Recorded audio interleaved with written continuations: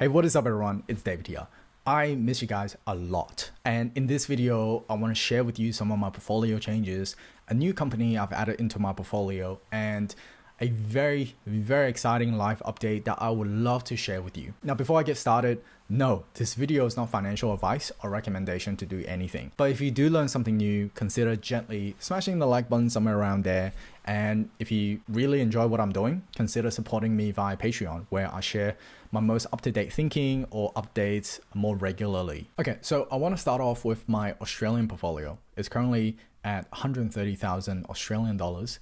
And no changes on the ETF side of things. I do want to see this at 31,000, around 30,000 for Argo instead of 25,000. That would make me feel a little bit more safe. On the growth side of things, I think Asia is starting to come back, which is really nice to see. CrowdStrike got a pretty big correction, but still pretty expensive. I would like to have more of CrowdStrike, but I prefer at a better price. Micron have came back and have rebounded, which is nice. I think that analysts are probably a little bit too bearish on this company, but at the same time, currency have played a big part on this return as well. So, bit of give and take. Novonix and Talga are part of the bigger battery supply chain movement, and Novonix had a massive rally. I think part of it is because of the massive bill that was passed in the infrastructure bill that was passed in the US. From a fundamental perspective, it probably doesn't make sense for this kind of valuation, but I'm just going to let the story play out. I'm not going to try and be cute and trade the shares around. I'm not really keen to do that. And Talga, I think, is just underappreciated. We just got to give it time and let it do its thing. Now, the one position that's missing here in my growth side of my portfolio is Roku. And I've added 2% of my portfolio into Roku, and I'll talk a little bit about why I decided to do that. I have around 7% cash in this account currently, and I think the percentage of cash is growing mostly because I am anticipating that people will panic even further with the tapering in progress and potential future interest hikes. So I just wanted to make sure that I have some liquidity to capitalize on some opportunities when that does come up. So for my US portfolio, it's currently sitting at around 57,000 USD. I have added another 7,000 inside this account. So that'll be approximately 5,000 USD here. And again, one of the main reasons for doing that is continue investing, no matter the times are good or bad. But more importantly, I think that as the market reacts to Fed tapering, then really good opportunities will come up. And I just want to make sure I have enough liquidity to capitalize on those opportunities. Now, I know that everyone has been talking a lot about Tesla. I don't need to talk too much about that, but the valuation is relatively rich from the current perspective. So if interest rates do hike in the future and Tesla gets smashed, then I will really think about allocating more into Tesla. But for now, I think I'm good. Amazon, it's a relatively safe big tech, but from my perspective, I actually think that Google is probably would have been a better allocation instead of Amazon, but Amazon has AWS printing money for them. I don't think that's going to slow down anytime soon. It's going to carry the team for them a little bit. So again, Amazon, not too worried. Regeneron, same thing. I think it's a strong pharmaceutical play, especially with the need for booster shots next year into the future. So really happy with that one. Twilio, I'm not worried about this at all.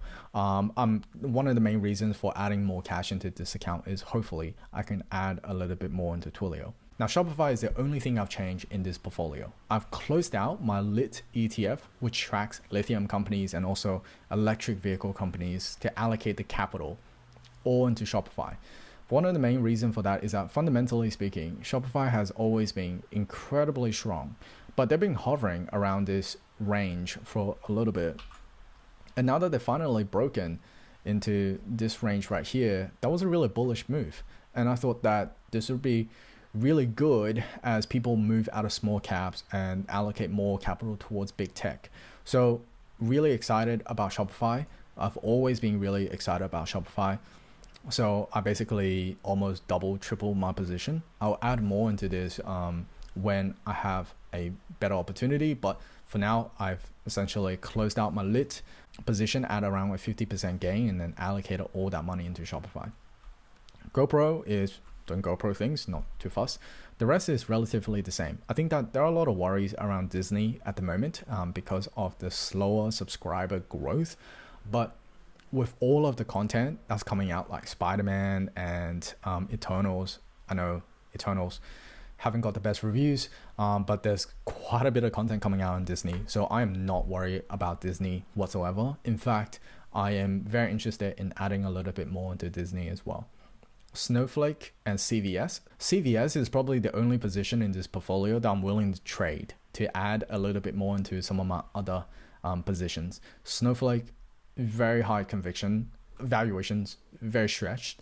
So not going to touch this. I'm just going to leave this as it is. I'll talk a little bit about why I decided to allocate capital into Roku. The underlying thinking is that because of the iOS update that removed IDFA, businesses are starting to question their return on ad spend on Facebook and Google ads. IDFA stands for ID for advertisers, and that is ultimately the way that Facebook and Google ads can tell exactly how much advertisers are getting out of their marketing spend and how they are so accurately targeting you if you're interested in something. Now, because IDFA is removed by the iOS update, a lot of businesses are questioning whether they should diversify their marketing spend beyond the traditional Facebook and Google ads. I would actually say that Facebook is more under threat compared to Google and YouTube because of Android, but this movement of diversifying marketing spend led me to Roku. So there are two main parts to Roku's business. You have the consumer hardware, which plugs into your TV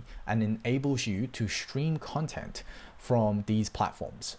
But more importantly, there's also the ad platform side, which enables businesses to buy ads on TVs with Roku enabled. I won't go into details here in terms of how it actually works, but this is where I encourage you to do your own research. But the financials are speaking much louder than words. Now, player revenue is ultimately the money they make from selling streaming sticks to consumers, and platform revenue is where they make their money selling ads to businesses.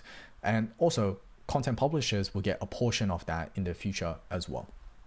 What's really impressive is not the growth in platform revenue, which is tremendous in Q3 by the way, but it's the average revenue per user from $27 in Q3 2020 to $40 in Q3 2021. And just to put things in context, it took Facebook approximately 3 years to go from $24 ARPU in 2018 to around $32 in 2020. If we zoom into Facebook's ARPU just a little bit more, you can see that they have already surpassed the $40 ARPU in US.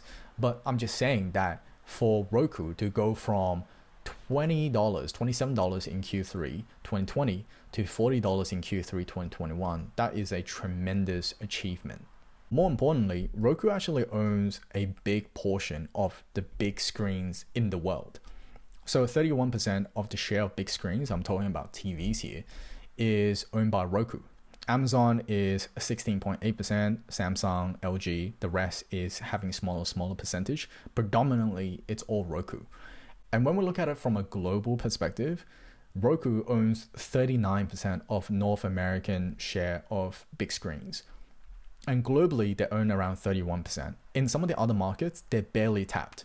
So there's still a very, very big opportunity for Roku to build out their consumer base and also monetize those users in the future. From a management team standpoint, you got to take this with a grain of salt. On Glassdoor, there is around a 4.2 stars for Anthony Wood, which is the founder CEO for Roku.